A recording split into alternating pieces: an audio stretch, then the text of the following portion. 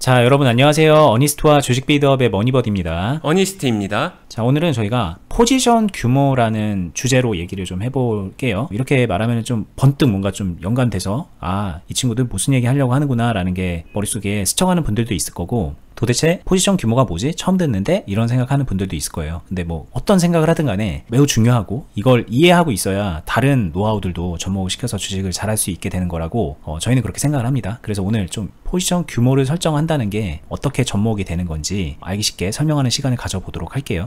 일단 지금 포지션 규모를 설정한다 그러면 결국은 세 단어잖아요. 포지션, 규모, 그리고 설정. 근데 그럼 포지션이 뭐고 그 규모라는 거를 뭘 어떻게 설정한다는 건지 이렇게 먼저 이해하기 쉽게 설명을 시작해야 될 것 같거든요. 네. 여기서 말하는 포지션이 뭘까요? 네. 포지션이라는 거는 결국에는 축구로 말하게 되면 포메이션 같은 거예요. 뭐 3-4-3, 4-3-3, 3-5-2 이런 식으로. 그러면은 내 자금이 있으면은 여기서 이만큼은 공격수, 이만큼은 미드필더, 이만큼은 수비수, 뭐 이런 식으로 자금을 배분을 해주는 개념이라고 보시면 됩니다. 내가 한정된 자금으로 투자를 하잖아요. 그 자금 중에서 공격수로 둘 포지션은 어느 정도가 되는 것인가, 미드필더는 규모를 어느 정도 할 것인가, 뭐 이런 것들, 그 규모를 정하는 것이 중요하다는 얘기입니다. 근데 지금 이 얘기를 하는 데 있어서 많은 분들이 공격수, 미드필더, 수비수 이런 거에 개념도 없는 분들이 있다는 게 문제고, 머릿속에 그 개념이 있더라도 그 규모 설정을 잘못해서 이제 망하는 경우도 꽤 있기 때문에 결국은 그 개념도 챙기고 규모도 잘 설정해야 된다, 이렇게 시작을 하고 있는 거거든요. 네, 대표적으로 잘못된 예시 하나를 말씀드리면은 이해가 될 거예요.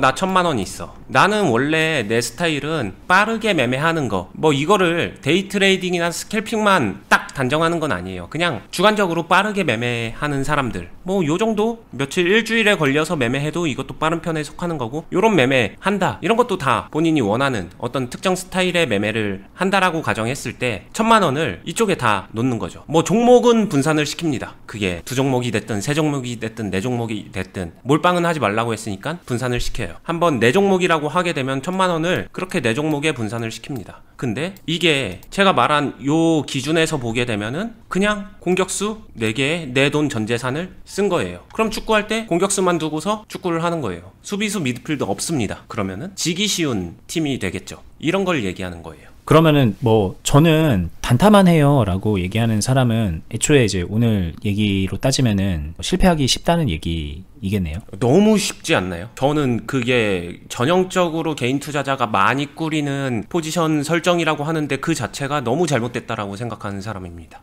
그런데 단타도 단타 나름인 게, 뭐 예를 들면 이런 상황에서 저는 예전에는 주식 진짜 못 모르고 할 때는 이런데 막 신용 쓰고 들어가서 여기서 몰빵을 때렸어요. 그래서 먹을 때는 크게 먹었는데 그게 관리가 안 되더라고요. 그런데 그렇게 하다 보니까는 뭔가 좀 그러면 안 되겠구나를 생각을 해서 포지션의 규모를 생각을 한 거거든요. 그전에는 1,000만 원 다 들어갔다면 이제 여기서부터는 뭐 한 10만 원씩만 들어간다던가, 그렇게 해서 이제 하다 보니까는 안정적으로 잘 되더라고요. 이것도 물론 공격에 가까운 단타만 하는 거지만 규모 설정을 통해서 나름 잘하고 있는 거 아닐까요? 이렇게 또 얘기할 수도 있을 것 같거든요.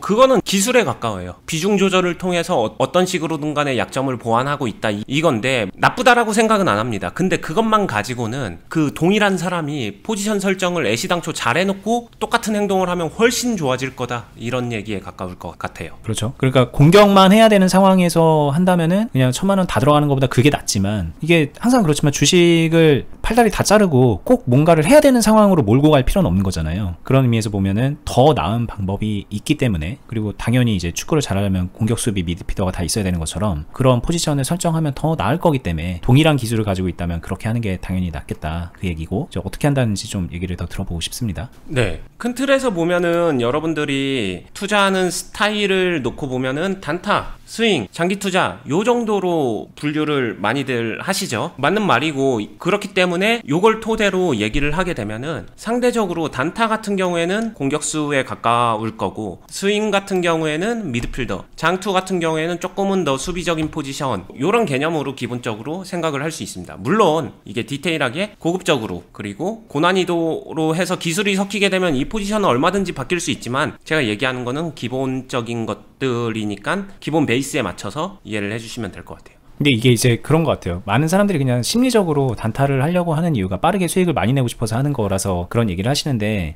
실제로는 이 장투로 공격을 하는 분들도 있을 거고, 네. 그렇기 때문에 이제 딱 그 정해진 건 아니겠죠. 근데 이제 많은 분들의 심리적인 그 상태를 기반으로 했을 때 이게 공격, 미드필더, 수비 뭐 이렇게 정해놓고 얘기할 수 있을 것 같다. 이 정도로 생각하시면 될 것 같아요. 네, 실제로 말씀하신 것처럼 장투를 공격수로 세우기도 합니다. 저도 종종 그렇게 사용을 하기 때문에. 근데 이 영역까지 가게 되면은 포트폴리오 전략에서도 되게 고난이도의 실전 응용 이런 것들이 다 접목돼야 되기 때문에 그냥 단순히 말하기에는 한도 끝도 없어요. 요거는 기회가 되면은 다음에 한 번 더 얘기를 하든 아니면은 클럽이나 이런 곳에서는 항상 이런 것들을 커스터마이징 하면서 알려드리고 있으니까 참고해 주시기 바라겠습니다. 그럼 기본 베이스에서 공격수, 미드필더, 수비수인데 저는 기본 세팅은 기본적으로 이런 형태가 돼야 된다라고 생각해요. 공격보다 미드필더가 규모가 조금 더 크게, 그리고 미드필더보다 수비가 규모가 더 크게, 그리고 차이점은 저는 장투를 단순 장투, 단순 존버 장투, 이거는 장투로 개인적으로는 인정하지 않습니다.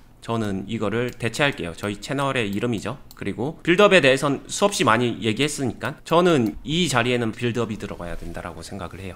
이게 되게 축구랑 비슷하네요. 축구도 보통 뭐 433, 352 이런 식으로 해서 이제 마지막에 나오는 숫자가 공격수거든요. 수비수나 미드필더가 공격수보다 훨씬 많죠. 네. 그런 느낌으로 생각하셔도 될 것 같아요. 맞아요. 뭐 한 골을 넣는다고 하더라도 10골을 먹으면 의미가 없거든요. 그래서 골을 안 먹으면서 골을 잘 넣을 수 있는 포지션을 취해야 되고, 그리고 공격을 한다라는 거는 공격수 특유의 리스크가 반드시 존재하기 때문에 이거를 계좌적으로 설명하면은 여기서 실패를 하더라도 괜찮은 상황, 괜찮게 될 수 있는 그 믿음의 포트폴리오 전략 전술이 베이스에 깔려 있어야 더 높은 공격력을 만들어낼 수 있습니다. 그러면 여기까지 들었을 때 그러면은 이게 제가 볼 때는 요 정도 수치적으로 얘기하면은 내가 가지고 있는 이 돈을 그냥 비율적으로 10이라고 하게 되면은 저는 2, 3, 5 그러니까 축구 포메이션에도 실제로 있죠. 5, 3, 2 전술이라고 하죠. 이런 것처럼 이게 초보자들한테는 제일 기본적으로 좋을 것 같아요. 실제로 이거는 클럽에서도 처음에는 이렇게 이것만 고집하라는 게 아니라 처음에는 개인 투자자 초반, 그리고 내가 진짜로 꾸준하게 수익을 내고 나만의 스타일이 정확하게 나오지 않았다면은 이 상태로 이렇게 하면서 수익을 내고, 이 수익이 쌓이게 되면은 상대적으로 이제 사람이다 보니까 이 수익금을 기반으로 공격력을 더 높일 수도 있어요.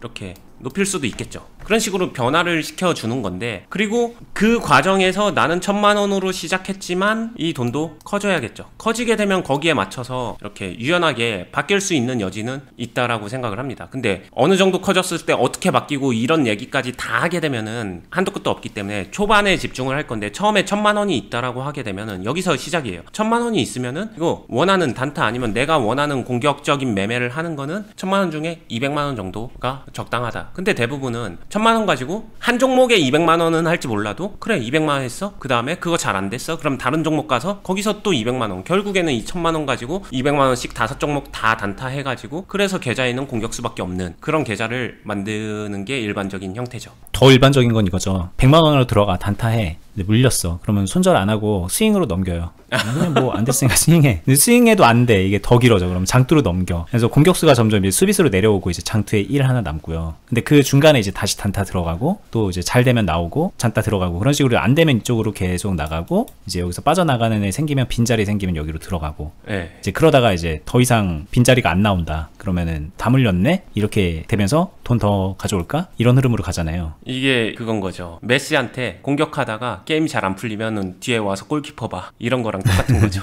얼마나 비효율적입니까?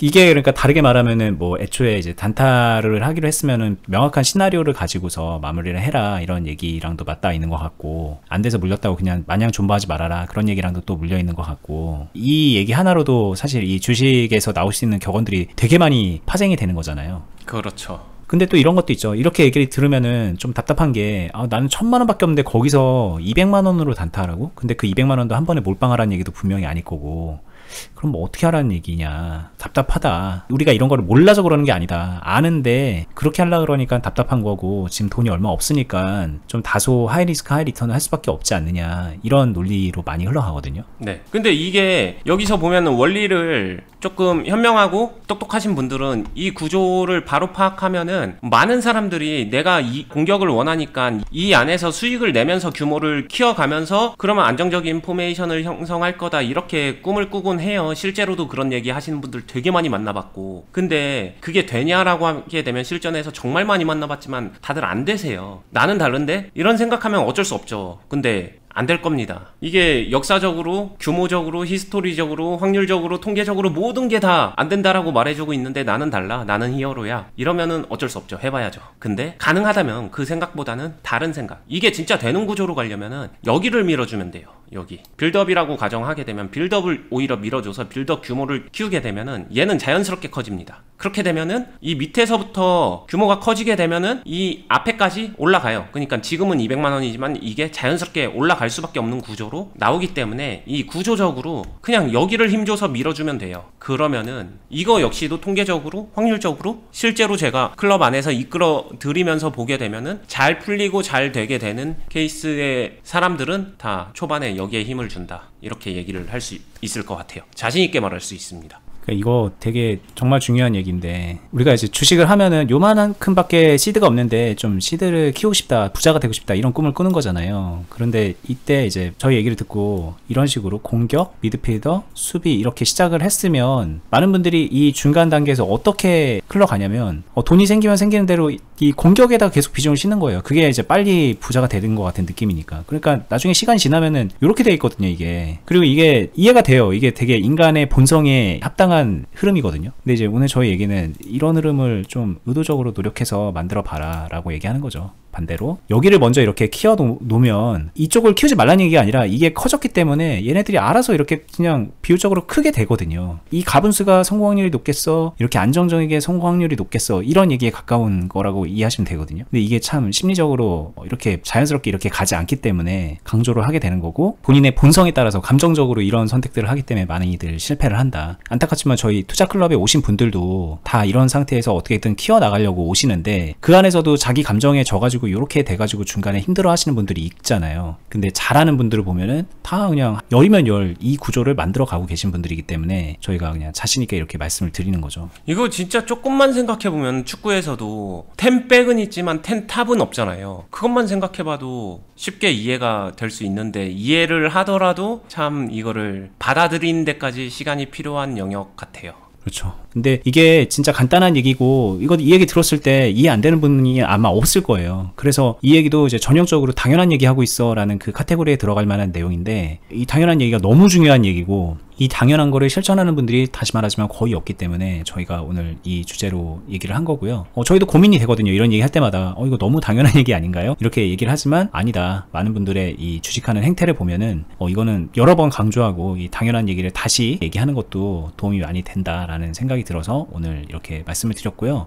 네, 뭐 순서적으로 큰 개념적인 얘기를 하나 더 접목해서 생각해보면 좋을 것 같아요. 지금 이거 내 계좌의 규모를 설정하는 이유는 이게 시작이자 끝이 아니라 말 그대로 시작이에요. 이 시작된 거 위에 그 다음에 여기 각각의 포지션에서 규모를 나눴고, 그럼 결국엔 그 규모에 따라서 이 포지션의 종목들이 역할 수행, 즉 매매를 할 때 목표를 가지고 있어야 된다고 했죠. 그 목표가 미세하게 달라집니다. 그리고 정확한 목표가 서야 그 목표에 맞는 매매 기술이 접목이 될 수 있고, 그것들이 합쳐졌을 때 이 계좌라는 팀 안에서 포트폴리오 전략으로 승화되는 거예요. 결국에는 여러분들 포트폴리오 전략 중요해, 매매 기술 중요해, 이런 거 있잖아요. 그것들을 근원지, 즉 어디서 시작해서 뭐를 기준으로 그런 것들을 세워야 되는데, 기술이나 전략은 정말 많거든요. 수도 없이 많아요. 근데 어떤 게 나한테 필요한 거고 어떤 게 나한테 필요가 없는 건데, 이 구분을 대부분 못하는데, 왜 못하는데 라고 하면은 이 세팅이 안 되어 있어서 그래요. 나한테 필요한 게 뭔지 아닌지 구분도 못하게끔 매매를 하고 있기 때문에 그냥 다 좋아 보이면은 이것저것 다 건드려 보는데 문제는 안 된다는 거죠. 나랑 안 맞으니까, 내 계좌 전략이랑 안 맞는 거를 그냥 냅다 들이대고 있으니까. 이게 결국엔 시행착오고, 이 시행착오가 10년 20년이 가거든요. 그런 것들을 줄여주기 위해서 정말 중요한 개념이다, 이렇게 강조를 하고 싶습니다.